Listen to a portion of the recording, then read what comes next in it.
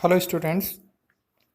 इस वीडियो में हम बात करने वाले हैं विलगित गोलीय चालक की धारिता के बारे में। विलगित गोलीय चालक की धारिता निकालेंगे हम। देखो, हमारे पास में कोई चालक गोला है जिसकी त्रिज्या कितनी है, कैपिटल आर है, और इसको हमने क्यू आवेश दिया और क्यू आवेश दिया जिससे इसके पृष्ठ पर वी विभव उत्पन्न हो गया। ये चित्र अपने को दिख रहा है। तो अपने को इसकी धारिता निकालनी है कि इसकी धारिता का मान कितना आएगा। देखो, हमने थर्ड चैप्टर में विभव का मान पढ़ा था। कोई भी हमारे पास में गोला है उसके पृष्ठ पर विभव का मान होता है कितना, अगर हम उसको क्यू आवेश दें तो उसके पृष्ठ पर विभव का मान होता है Q upon R. Sorry, v is equal to 1/4πε0 Q upon R. धारिता का सूत्र निकाला है अपन ने इसी चैप्टर में, होता है c बराबर क्यू अपॉन वी। v का मान हम इसमें रखेंगे तो देखो c बराबर क्या हो जाएगा, q अपॉन वी का मान रखा 1/4πε0 क्यू अपॉन आर। ये q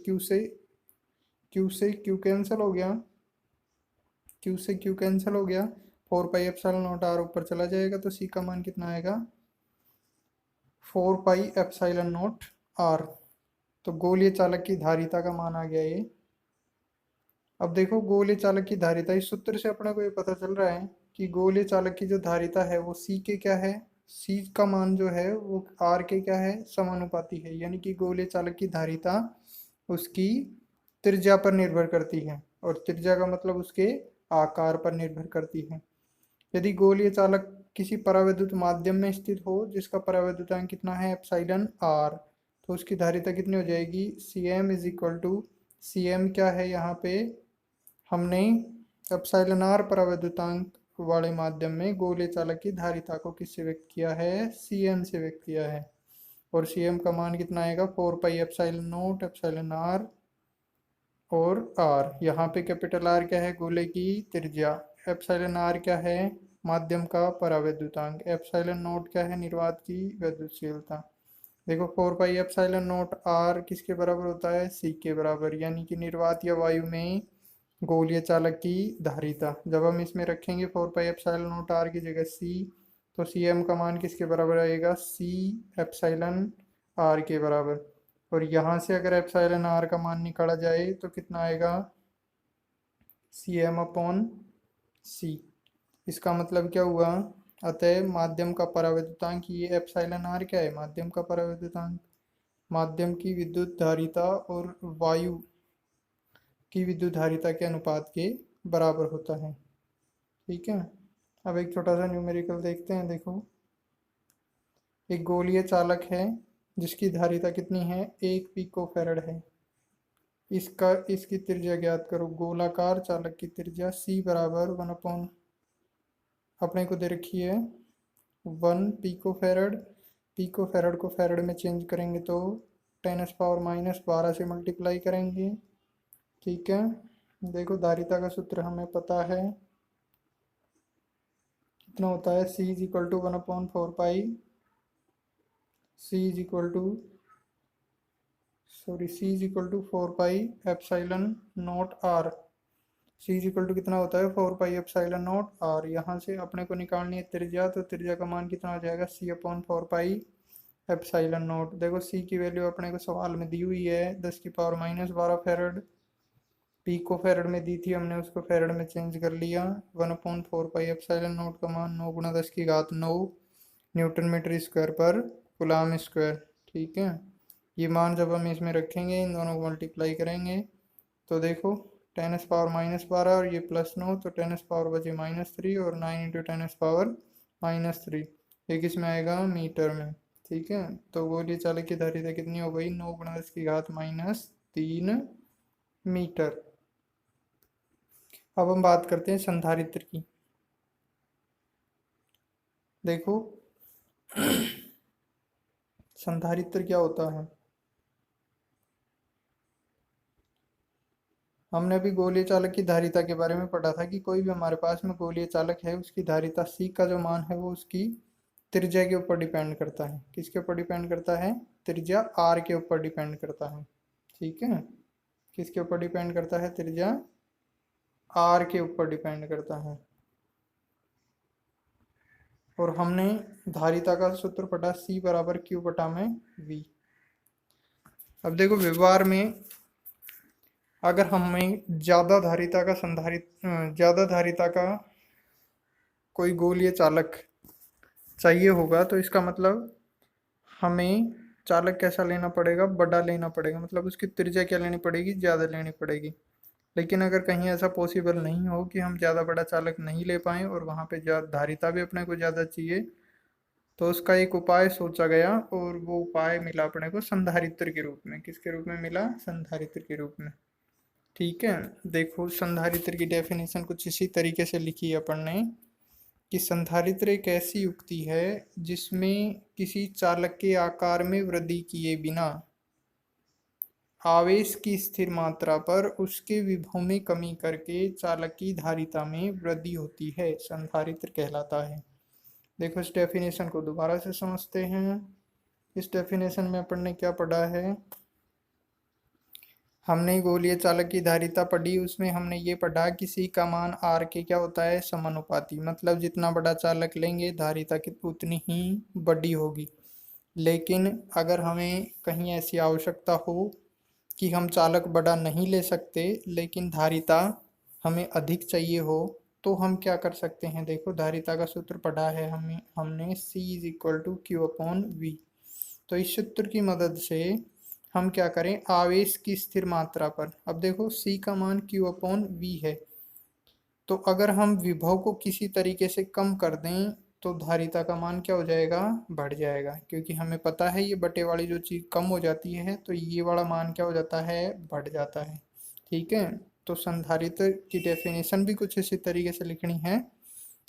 संधारित्र एक ऐसी युक्ति है जिसमें किसी चालक के आकार में वृद्धि किए बिना, यानी कि हमने आकार भी नहीं बढ़ाया, आवेश की स्थिर मात्रा पर इस क्यू को स्थिर रखा है, उसके विभव में कमी करके इसके विभव v में क्या कर दी, कमी कर दी, तो चालक की धारिता में क्या हो गई, वृद्धि हो गई। इसी युक्ति को हम नाम क्या देंगे, संधारित्र कैपेसिटर।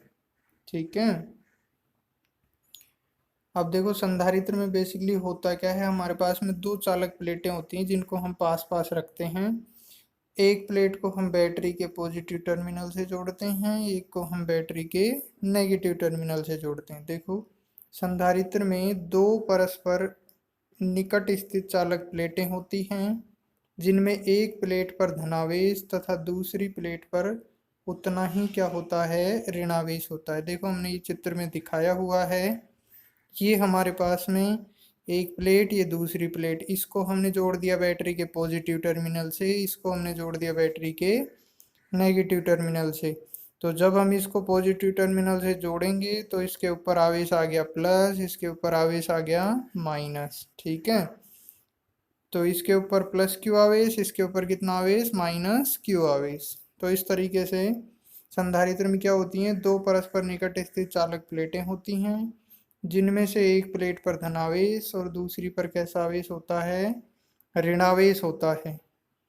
इसके लिए दोनों प्लेटों को बैटरी के क्रमशः धन तथा ऋण टर्मिनलों से जोड़ा जाता है। अब यदि बैटरी को हटा लिया जाए तब भी चालकों पर आवेश संग्रहित रहता है, अतः संधारित्र को क्या कहते हैं, आवेश संचय की युक्ति कहा जाता है।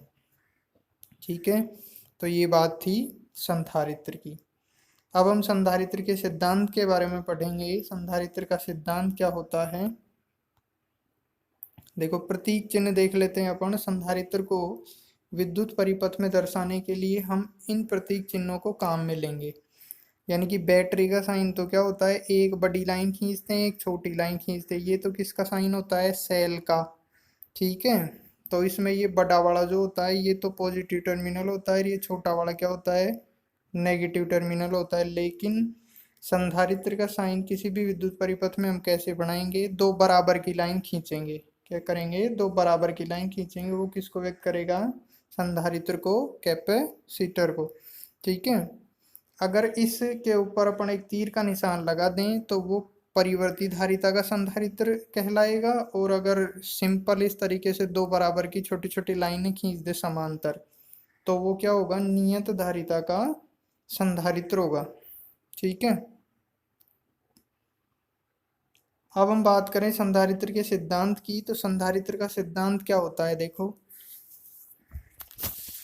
किस तरीके से काम करता है ये संधारित्र। तो इस संधारित्र के सिद्धांत को समझने के लिए हम एक एक चालक प्लेट ए लेते हैं, और ये चालक प्लेट पर कैसा आवेश है, धनावेश है। ठीक है, देखो चालक प्लेट पर कैसा आवेश है, धनावेश। हम क्या करते हैं, इस चालक प्लेट के पास एक दूसरी चालक प्लेट बी रखते हैं। जब हम इसके पास चालक प्लेट बी रखते हैं तो हमने फर्स्ट चैप्टर में पढ़ा हुआ है, आवेशन तीन प्रकार का होता है, एक तो घर्षण द्वारा, चालन द्वारा और प्रेरण द्वारा। यहाँ पे जो चालक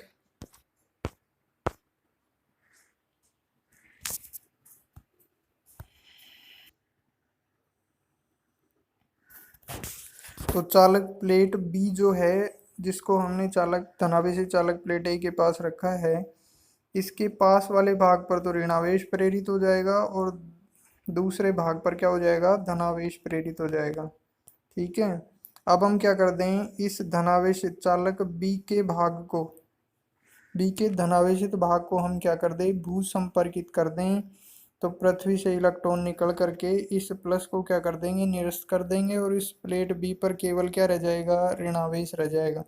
ठीक है, तो इस तरीके से देखो ये जो ऋणावेश इस प्लेट बी पर है, ये इस निकाय के विभव में क्या कर देता है, कमी कर देता है। निकाय के विभव में क्या कर देता है, कमी कर देता है। और हमने संधारित्र का सिद्धांत यही पढ़ा था, सी बराबर क्या होता है, सॉरी, सी बराबर क्या होता है, क्यू बटा में वी, और हमें क्या करना होता है, विभव में कमी करके क्या करनी होती है, धारिता बढ़ानी रहती है। तो यहाँ पे हमने इस चालक प्लेट बी के धनावेशित भाग को जब भूसंपर्कित कर दिया तो इस पर केवल क्या रह गया, ऋणावेश रह गया, और चालक प्लेट ए पर क्या है, केवल धनावेश। इस तरीके से ये जो चालक प्लेट बी का ऋणावेश है, ये इस निकाय के विभव में क्या कर देता है, कमी कर देता है, और विभव में कमी होने से क्या हो जाती है, धारिता में वृद्धि हो जाती है, और इसी सिद्धांत पर संधारित्र कार्य करता है। कुछ इसी तरीके से हमने इसमें लिखा हुआ है, देखो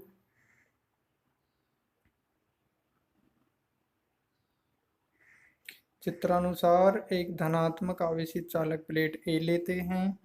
अब यदि चित्र 2 के अनुसार प्लेट ए के निकट एक अन्य समान आकार की चालक प्लेट बी रखी जाए तो प्रेरण के कारण प्लेट की आंतरिक सतह पर -q तथा बाह्य सतह पर +q आवेश प्रेरित हो जाता है। प्लेट बी का ऋणावेश प्लेट ए के विभव में कमी करता है, जबकि प्लेट बी का धनावेश ए के विभव में क्या करता है, वृद्धि करता है।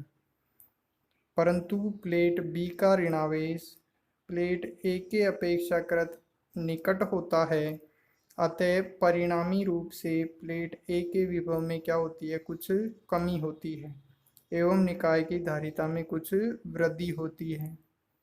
यदि चालक प्लेट यदि चालक प्लेट बी की बाह्य सतह को भू संपर्कित कर दिया जाए तो परिणामी विभव का मान और कम हो जाता है, जिससे इसकी धारिता बढ़ जाती है। यही संधारित्र का सिद्धांत है, जैसा कि हमने चित्र में से देखा था। अब हम बात करते हैं अगले टॉपिक की। देखो हम इसमें 3 प्रकार के संधारित्र पढ़ेंगे। संधारित्र की प्लेटों की आकृति के आधार पर संधारित्र कितने प्रकार के होते हैं, 3 प्रकार के। कौन कौन से, समांतर प्लेट संधारित्र, गोलीय संधारित्र, और तीसरा कौन सा होता है, बेलनाकार संधारित्र। तो सबसे पहले बात करते हैं अपन समांतर प्लेट संधारित्र की। देखो समांतर प्लेट संधारित्र क्या होता है। समांतर प्लेट संधारित्र में जैसा कि इसके नाम से ही पता चल रहा है कि समांतर प्लेटें होंगी इसमें।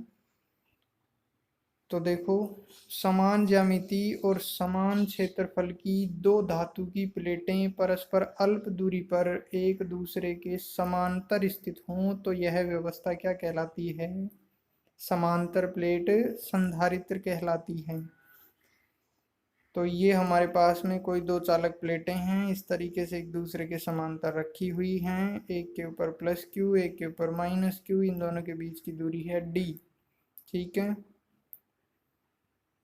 तो ये क्या है, समांतर प्लेट संधारित्र। तो चित्रानुसार हमने क्या लिया है, समांतर प्लेट संधारित्र में दो चालक की प्लेटें ली गई हैं, चालक प्लेटें जिनके बीच की दूरी डी है, प्रत्येक का पृष्ठीय क्षेत्रफल ए है। संधारित्र को आवेशित करने के लिए इन प्लेटों को क्रमशः बैटरी के धन तथा ऋण टर्मिनल से जोड़ा जाता है, जिससे दोनों प्लेटों पर समान परिमाण के आवेश, एक पर प्लस क्यू दूसरे पर माइनस क्यू उत्पन्न हो जाता है। प्लेटों पर उपस्थित पृष्ठीय आवेश घनत्व भी परिमाण में समान है, प्लस सिग्मा और माइनस सिग्मा, केवल इनके साइन क्या हैं, अलग अलग, चिन्ह अलग अलग हैं, लेकिन परिमाण क्या हैं, समान है। अब देखो अपन ने फर्स्ट सेकंड चैप्टर में गाउस के नियम के अनुप्रयोगों में पढ़ा था। ये प्लेटों के कारण विद्युत क्षेत्र का मान कितना होता है, E is equal to sigma upon epsilon note.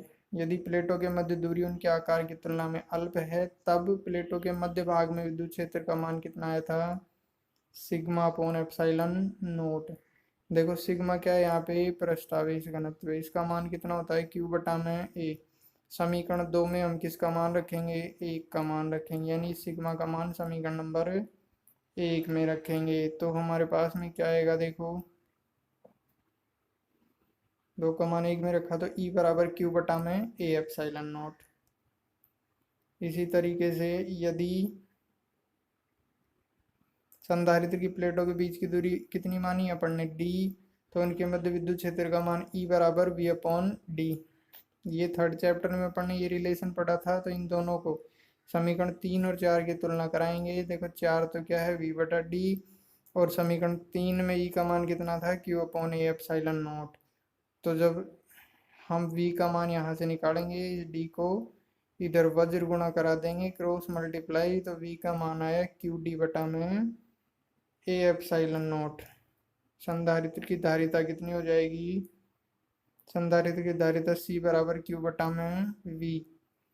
समीकरण 5 से v का मान रखेंगे तो c बराबर क्यू बटा में क्यू डी बटा में A epsilon not. A epsilon not कहाँ चला जाएगा, ऊपर q से q कट गया, c का मान कितना आया, ए एप्सिलॉन नॉट बटा में d।